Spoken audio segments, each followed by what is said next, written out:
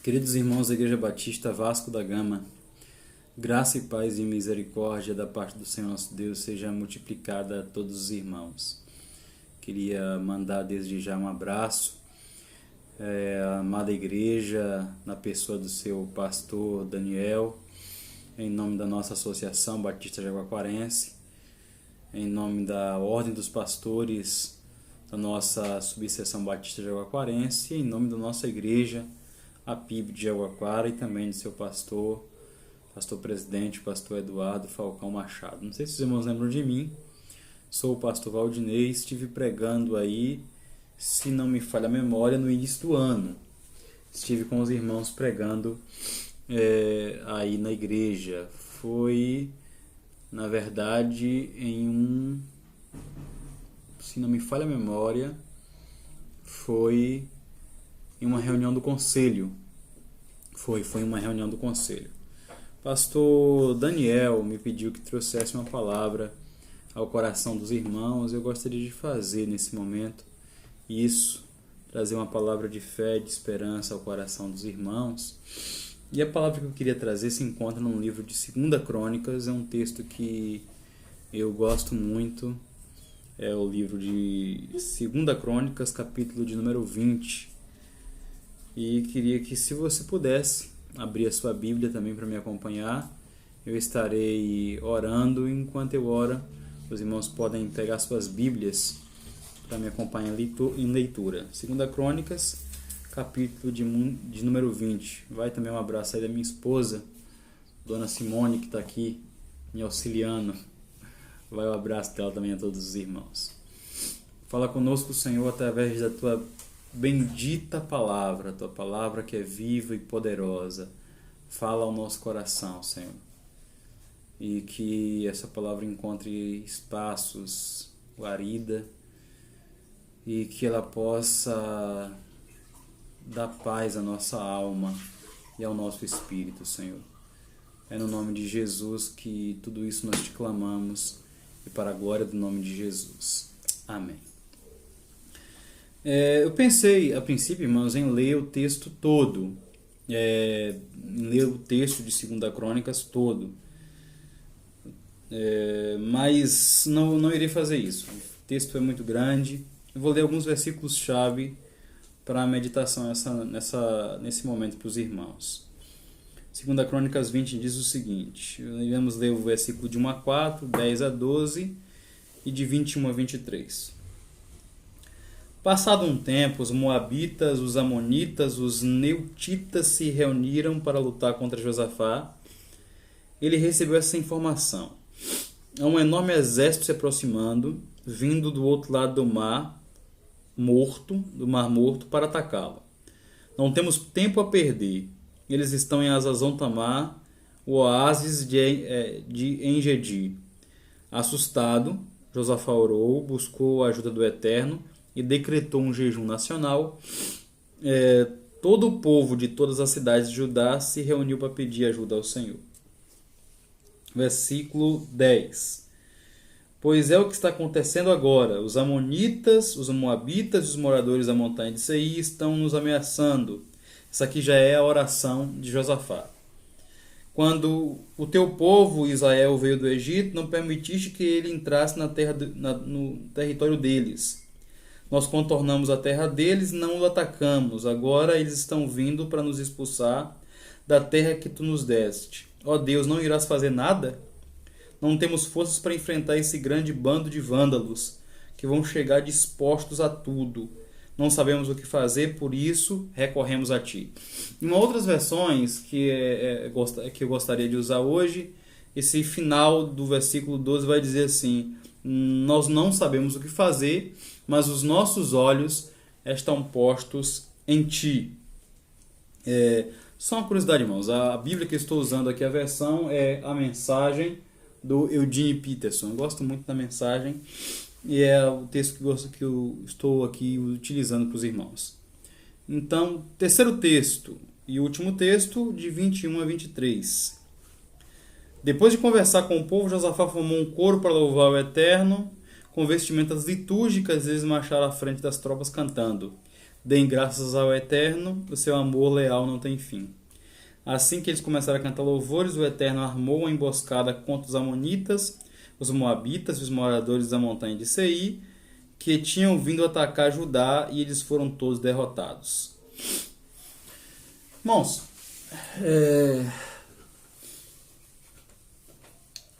esse texto de Josafá nos traz lições extremamente valiosas.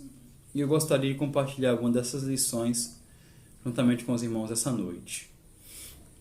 A primeira lição desse texto, a primeira coisa que me salta aos olhos e que me chama a atenção é que o sofrimento é inerente à existência. O sofrimento, sofrer, faz parte da vida. É impossível passar pela vida sendo imune à dor, sendo imune ao sofrimento. É impossível pisar o chão frio da realidade sendo imune ao sofrimento. Sofrer faz parte da vida. Nós temos aqui um servo do Senhor, um rei que servia ao Senhor em um momento de sofrimento. Se levantaram contra ele 3 povos, os amonitas, os moabitas e os moradores da montanha de Seir. Engraçado que esses 3 povos eram parentes próximos de Israel. Amon e Moabe, filhos de Ló, e os moradores de montanha de Seir eram os descendentes de Esaú. Todos eram descendentes próximos, muito próximos de Israel. E o coração de Josafá poderia ter as mesmas perguntas em que havia no coração de Asaf, o salmista que se questiona por que os maus prosperavam e os bons sofriam. As perguntas que havia no coração de Abacuque, por exemplo, em se perguntar se o Senhor não faria nada em ver o seu povo vivendo aquela vida de pecado, e Deus diz que ele iria tomar uma providência, ele iria fazer alguma coisa, e a resposta que Deus dá parece ser pior do que a situação em que Israel se encontra no coração de Abacuque. Não é esse o caminho que Josafá escolhe. Mas o fato é, irmãos, que sofrer faz parte da vida. A gente se pergunta e se questiona o porquê das coisas, porque de um mal tão grande quanto este tem nos afligido. E isso me faz lembrar de um texto bíblico que diz que o sol brilha e a chuva cai para justos e injustos. Para justos e injustos. Os inimigos se levantaram contra Josafá. Ele era servo do Senhor, mas os inimigos se levantaram contra ele. Coisas ruins também acontecem a servos do Senhor. Porque, repito, o sofrimento é inerente à vida, é inerente à existência.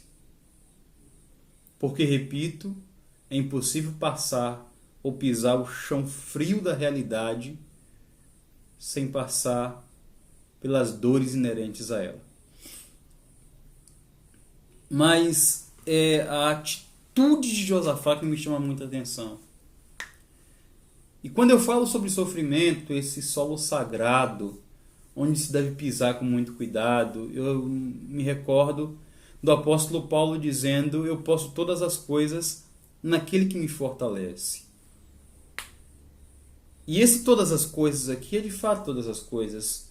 O poder de todas as coisas é viver momentos bons e momentos maus. É ter comida, mas também é passar necessidade. É ter saúde, mas é também estar infectado por Covid-19. É ter emprego para botar comida em casa, mas também é estar despedido porque a empresa fechou. O fato é que podemos tudo, porque o Senhor nos fortalece. A atitude de Josafá para mim é fantástica. O que Josafá faz? O texto diz que assustado, evidentemente, Josafá era humano. Josafá se assustou. É gente como a gente. Terêncio disse que sou humano e nada do que é humano me é estranho. Era de se esperar que ele se assustasse, eu também me assustaria. A questão não é se assustar, não é ter medo, não é temer. A questão é como nós reagimos a isso. Temer a realidade humana. Temer faz parte da nossa estrutura humana. Mas a Bíblia diz que ele, assustado, orou e começou a buscar o Senhor. Então, se em primeiro lugar eu aprendo que o sofrimento é inerente à existência, em segundo lugar eu aprendo com esse texto que devemos buscar o Senhor em tempos de adversidade. A palavra do Senhor nos diz: buscai o Senhor enquanto se pode achar e invocai-o enquanto está perto. Me parece que vejo o salmista dizendo: elevo meus olhos para os montes, de onde me virá o socorro? Não é dos montes que me virá o socorro. O meu socorro vem do Senhor, que fez os céus e que também fez a terra. É o salmista também que diz que a minha alma espera somente em Deus. Então busque ao Senhor, não se desespere. Nós temos visto nessa pandemia um número enorme de pessoas desesperançosas e desesperadas. É claro, se proteja. Se protegendo, você protege a outros. Seja cauteloso. Mas, acima de tudo, não se desespere. Confie no Senhor. Coloque a sua esperança em Deus. Até porque, meu irmão e minha querida irmã, mesmo com todos os nossos cuidados, a gente pode tomar banho de álcool gel todo dia. Se o Senhor não guardar a casa, em vão vigiam os sentinelas. Tome todas as precauções, tome todos os cuidados, mas acima de tudo, confie no Senhor. Não é momento para desespero. É momento para orar. É momento de unir forças diante do nosso Deus. Confie no Senhor. Em terceiro lugar, eu lhe perguntaria, olhando esse texto, para onde você está olhando? Para que lugar você está olhando? Final do versículo de número 12, Josafá vai dizer: nós não sabemos o que fazer, mas os nossos olhos estão postos em ti. Irmãos, olha que coisa linda. Josafá admite: Senhor, eu não sei o que fazer. Eu acho muito lindo essa expressão de humanidade de Josafá. Não só quando a Bíblia diz que ele temeu, ele teve medo, mas quando a Bíblia também diz que ele afirma que não sabia o que fazer. Eu não sei como sair dessa, Senhor. Eu não sei o que eu posso fazer, que meios eu posso usar para me livrar dessa situação. Mas o término do texto é lindo. Ele diz: mas os nossos olhos estão postos em ti. Para que lado você está olhando, meu irmão?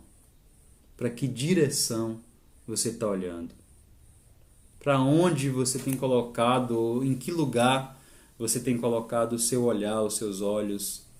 A Bíblia diz que quando Pedro andava sobre as águas, vendo Jesus, que andava sobre as águas, falando assim: Pedro, vem. Pedro desceu do barco e começou a andar, a caminhar, e o texto diz que, sentindo o vento que era contrário, Pedro começou a olhar para as nuvens, para a tempestade, e o texto diz que ele começou a submergir. Todas as vezes que a gente tira o nosso olhar de Jesus, a gente começa a afundar. a gente começa a ir a pique. É preciso olhar para Jesus. Às vezes a gente olha o nosso contexto e não consegue enxergar além dele. Geazi, o moço de Eliseu, junto com Eliseu em Dotã, vendo os sírios cercando a cidade, até que Eliseu diz: abre os olhos do moço para que ele veja, Senhor. E Geazi pôde ver carros e cavaleiros de fogo protegendo a cidade. Às vezes, irmãos, a nossa visão é limitada e nós não conseguimos perceber e olhar aquilo que o Senhor tem feito por nós e como Ele tem cuidado de nós. É Deus quem cuida de nós. Em último lugar, para encerrar a nossa reflexão, um profeta chamado Geaziel. Ele se levanta na congregação e fala uma coisa muito bonita. Ele diz: não fiquem com medo, não se preocupem com essa grande multidão. Ele diz: a peleja não é vossa, a peleja é de Deus. Ele diz: crede no Senhor, vocês verão o livramento do Senhor. E a orientação do Senhor é muito interessante.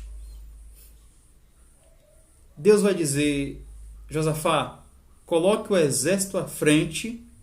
Não, perdão. Coloque os cantores à frente do exército e que eles vão cantando.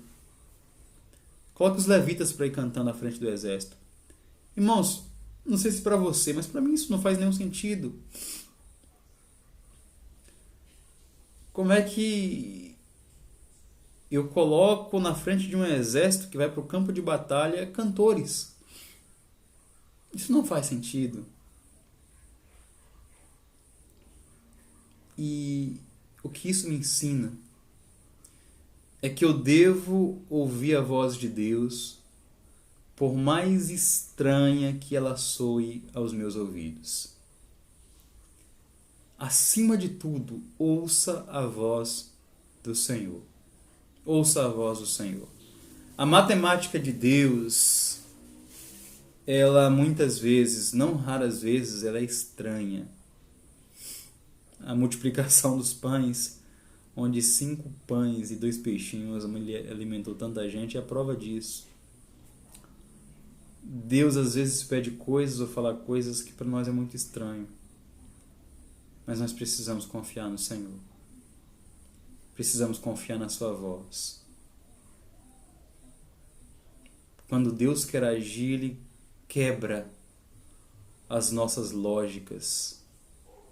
Isso me faz lembrar de uma música de um cantor que eu ouvia muito antigamente, chamado Cícero Nogueira. Ele tem uma música chamada Quando Deus Quer Agir. Se eu me lembro bem da letra, quando Deus quer agir, Ele abre caminho no meio do mar. Quando Deus quer agir, Ele usa um menino pequeno e esse mata um gigante. E com uma pedrada a vitória garante. Quando Deus quer agir, é perdido o homem tentar impedir. É melhor se render, é melhor se calar e deixar Deus agir. É mais ou menos assim a letra, uma letra muito bonita na verdade, e fala que quando Deus quer agir, quando Deus quer fazer, Ele até quebra as nossas lógicas e faz as coisas de uma forma estranha a nós ou estranha ao nosso conhecimento. Mas no frigir dos ovos, a vitória é nossa pelo sangue de Jesus. Os caras se estranharam no campo de batalha. Amon se estranhou com Moabe, se mataram. Depois, quem ficou vivo se estranhou com os moradores da montanha de Seir. E quando Josafá chegou com seus soldados e cantores, não tinha mais ninguém com quem lutar. Porque, de fato, a vitória era do povo de Deus e eles não precisaram pelejar. É isso. Que Deus te abençoe e que essa palavra encontre espaços e guarida em seu coração. Espero que você tenha entendido um pouco desse texto de Josafá e espero, como ele, você também coloque os teus olhos em Deus. Dele vem o nosso socorro e nele está a nossa esperança. Forte abraço ao pastor Daniel, Forte abraço à sua família. Forte abraço à Igreja Batista Vasco da Gama. Deus os abençoe. Beijo do pastor Valdinei.